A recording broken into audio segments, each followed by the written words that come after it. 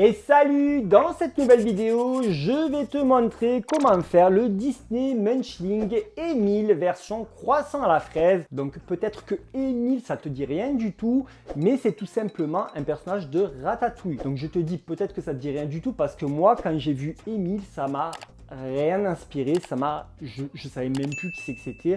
Parce que Ratatouille, je l'ai vu qu'une fois. Si Ratatouille, tu l'as vu qu'une fois, c'est normal que tu te rappelles pas. Si tu l'as vu peut-être plus d'une fois, peut-être que tu dois t'en rappeler, quoi, je sais pas. Donc sinon, dans cette vidéo, pour la toute première fois, nous allons réaliser un croissant. Et je t'avoue que j'ai dû regarder un tuto de boulanger pour apprendre à faire un croissant parce que je ne savais pas du tout comment ça se faisait. Mais maintenant, je sais et c'est plutôt assez facile à faire. Donc j'espère que le tuto va te plaire. C'est parti. Pour la base de la création, j'ai utilisé de la fimoule de couleur blanche, caramel. Alors là, on voit du Sahara, mais en fait, c'est du jaune que j'ai utilisé. Cognac et de la fimoule de couleur rose. Alors là, fallait faire un croissant, donc j'ai dû utiliser un tuto de boulanger car je n'avais jamais fait de croissant moi-même et j'ai utilisé une boule de fimoule blanche que j'ai conifiée et je vais donner la forme d'un triangle allongé.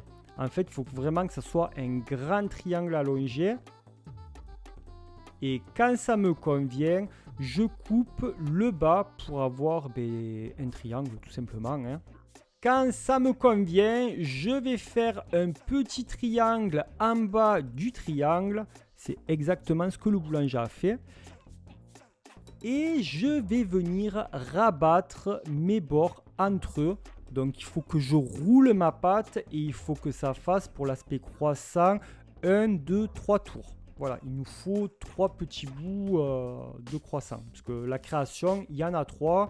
Et si tu en fais moins, c'est pas bien. Il faut recommencer.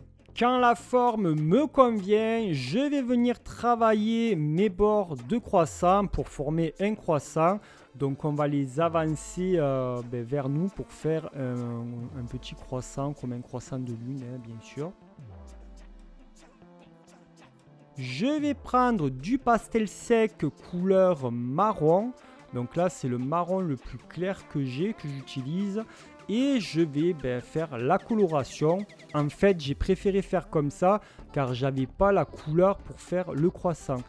Et quand je vois la création de base, il y a des sortes de petits reflets blancs. Donc autant faire comme ça, au moins ça sera le plus ressemblant possible.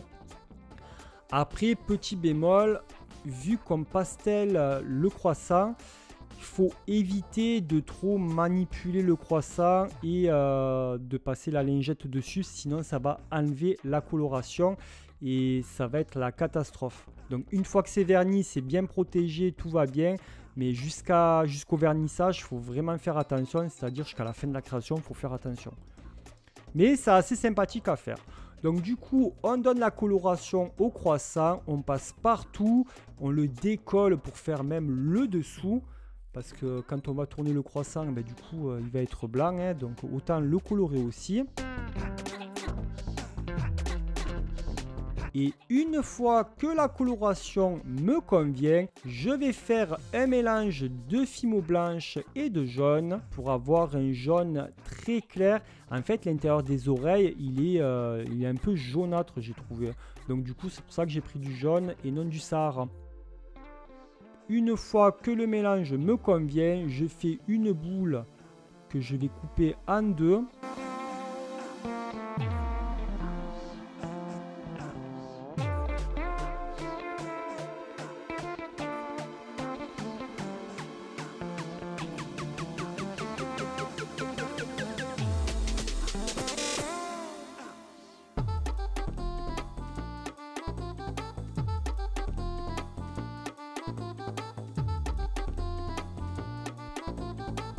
Et toujours avec mon pastel sec, je vais venir colorer une face de chaque oreille. Donc vu que là, elle est totalement aplatie, donc la face du dessus, je la colore.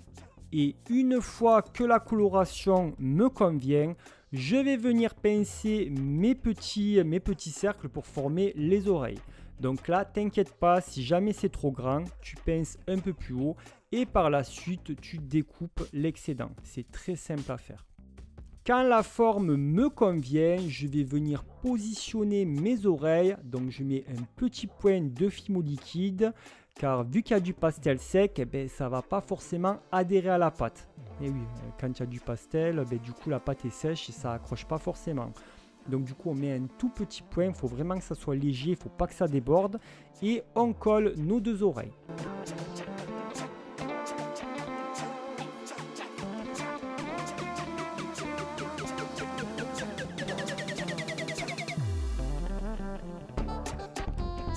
Une fois que mes oreilles sont bien positionnées, je vais prendre ma boîte de pastel sec et je vais venir faire mes petites pommettes avec un tout petit pinceau et du pastel sec de couleur rouge.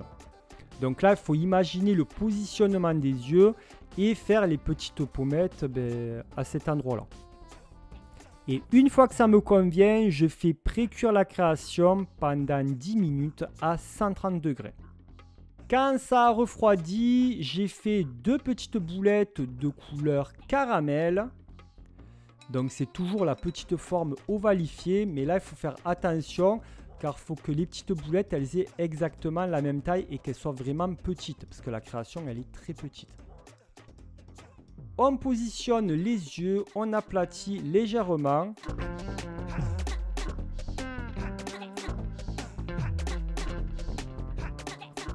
Et quand ça me convient, j'ai fait des fins boudins. Alors là, c'est des extrémités de fins boudins, mais ils sont tout petits pour faire les sourcils. Donc j'utilise mon petit pinceau en silicone pour donner la forme des sourcils qui sourient. Et on les positionne au-dessus de la création. Et là, vu que la création elle est pré-cuite, on met un léger point de fimo liquide. Et on positionne. Et là, je vous avoue que pour les sourcils, ça m'a un peu embêté car j'arrivais pas à trouver exactement la bonne épaisseur. Donc, parce que quand c'est trop fin aussi, après, c'est plus difficile à manipuler. Et suivant comment on positionne les sourcils, ça donne un air plus méchant et plus kawaii que l'autre. Donc il faut vraiment y aller doucement, prendre son temps, minutieusement. Et on évite de mettre de la fimo liquide partout. Car là, même si ça a été pré-cuit, ça peut bouger la couleur. Donc on fait doucement. Quand mes sourcils sont positionnés, je vais prendre une boule de couleur cognac pour faire le nez. Et je le positionne à son emplacement entre les deux yeux un peu plus bas.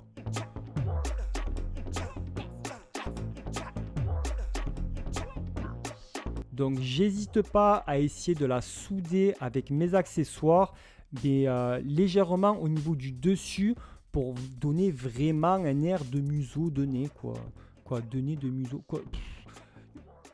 Je sais, c'est pas très français des fois quand je parle, mais moi je me comprends et il n'y a rien qu'à regarder les images comme je le dis chaque fois. Quand je pars en cacahuète, regardez les images, c'est le mieux.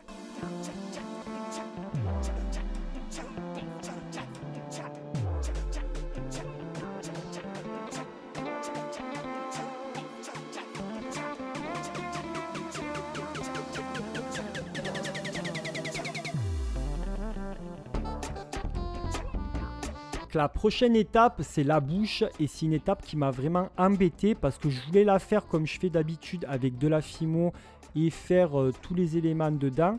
Mais en fait, je me suis rendu compte que la couleur de la bouche, de l'intérieur de la bouche, c'était exactement la même couleur que la couleur du croissant. Donc ce que j'ai fait, c'est que j'ai creusé la bouche directement avec un accessoire. Donc j'ai creusé, j'ai enlevé de la pâte, j'ai gratté. Et par la suite, j'ai mis du pastel sec pour recolorer l'intérieur de la bouche. J'ai pris une petite boulette de couleur rose et je l'ai mis directement dans la bouche pour faire la langue. Je tapote pour bien que ça adhère. Et là, la prochaine étape, c'est l'étape qui m'a le plus ennuyé parce que c'est les dents. Les dents, ça m'énerve. Car quand c'est des petites créations comme ça, il faut vraiment être minutieux et avoir la bonne forme de dents possible parce que sinon, c'est pas ça du tout. Donc, je fais mes petites dents en essayant de donner un petit aspect en M à l'envers. Et quand ça me convient, je positionne. Et normalement, avec la fimo liquide, ça devrait tenir tout seul. Donc on peut voir que j'utilise mes accessoires pour bien arranger la forme des dents. Et quand cette partie est terminée, j'ai utilisé de la Fimo de couleur violet pourpre, vert pomme. Donc du coup, il me faudra de la Fimo blanche et Sahara. Je fais un mélange de blanc et de Sahara pour donner un mélange de blanc cassé. Et quand ça me convient, je vais faire un boudin et je vais essayer de former de la chantilly. Donc là, vraiment, c'est un casse-tête parce que vu que la création, elle est petite, il faut faire vraiment le truc en petit, sinon ça sera très moche.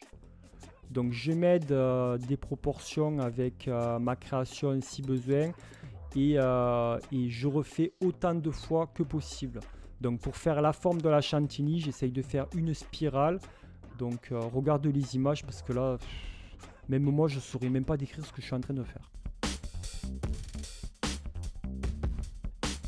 Et quand la forme me convient, je vais un peu l'aplatir en la mettant couchée pour être un peu plus élargie. Et par la suite, je mets un point de Fimo liquide au-dessus de la tête et je positionne ma chantilly au-dessus.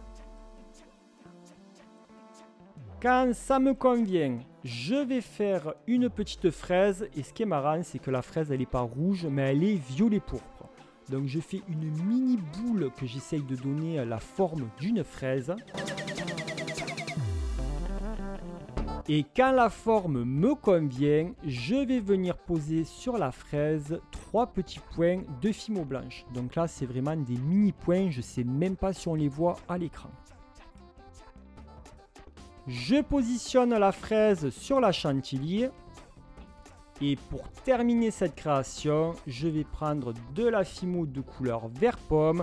C'est une petite boule que je vais aplatir, mais légèrement, il faut que ça fasse les feuilles de fraise en fait. Et avec mes accessoires, je vais faire des petites formes arrondies pour faire comme la forme de la queue de la fraise tout simplement, hein.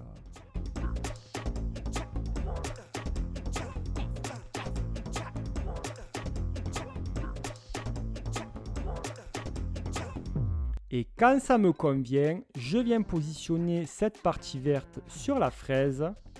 Et je positionne aussi un tout petit boudin. Alors c'est un boudin très très fin au-dessus pour finir la queue de la fraise. Et quand j'en ai terminé avec cette étape, je fais cuire ma création pendant 30 minutes à 130 degrés. Et quand ça a refroidi, j'ai verni le tout.